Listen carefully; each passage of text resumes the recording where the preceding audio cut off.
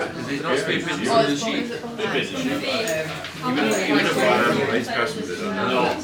at protein and thought, oh great, we've got loads of protein, we've got excellent silage, it must not be a problem. We usually have heifers. That part's only available because we do usually have a group of 25 heifers. We're the Duncan family, we're the Stirlingshire monitor farmers, and we're beef and sheep farmers, farming approximately 1,000 acres of mostly permanent pasture. I think we're just at the stage we're starting to realise what's working and what's not, and the things that we perhaps need to look into changing in the next wee while. I think so far the biggest benefit has been the people we've got to know. You know, there's so many contacts already that we've made, that both in business and socially as well, the people we've got to know. Like Lorna, who was here today as a nutritionist, has already given us a lot of advice that we probably wouldn't have otherwise had. My name's Kay Wilson and I'm part of the management group, but I'm also part of the steering group, so it's a closer group of a few of the kind of members that are helping advise the Duncan family, just more discussions about what's worked for them and moving forward some ideas that we've got, just so there's a more of a pool than just a small group of the family. So the Duncan family have got 3 farms. We've got a similar farm to them, so we were interested on the kind of hillside of how they farm, but actually aspects that they're doing, it's similar to what we do, so it was just interesting to see how other people are doing it.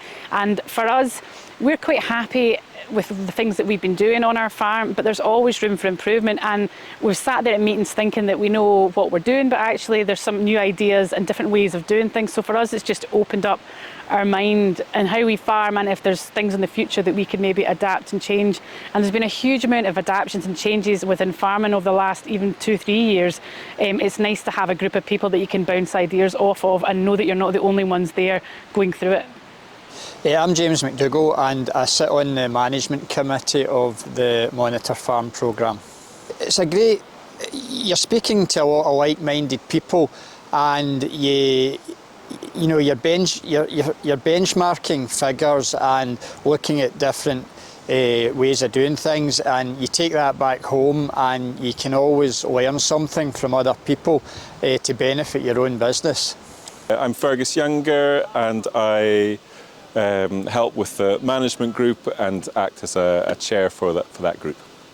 I've been involved with Monitor Farms in the past as a facilitator and as a community group member, and I'd put the Duncans forward for being part of the Monitor Farm, and so I was keen to see that they progressed well with the process. They're in an ideal sweet spot to be a Monitor farmer.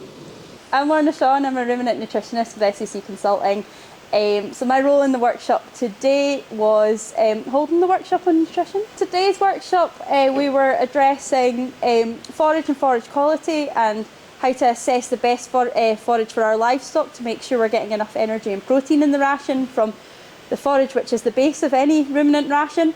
We also covered what the requirements are, just to make sure we are meeting energy and protein requirements, and we also had a discussion around minerals and the functions of minerals to make sure we're supplementing stock appropriately.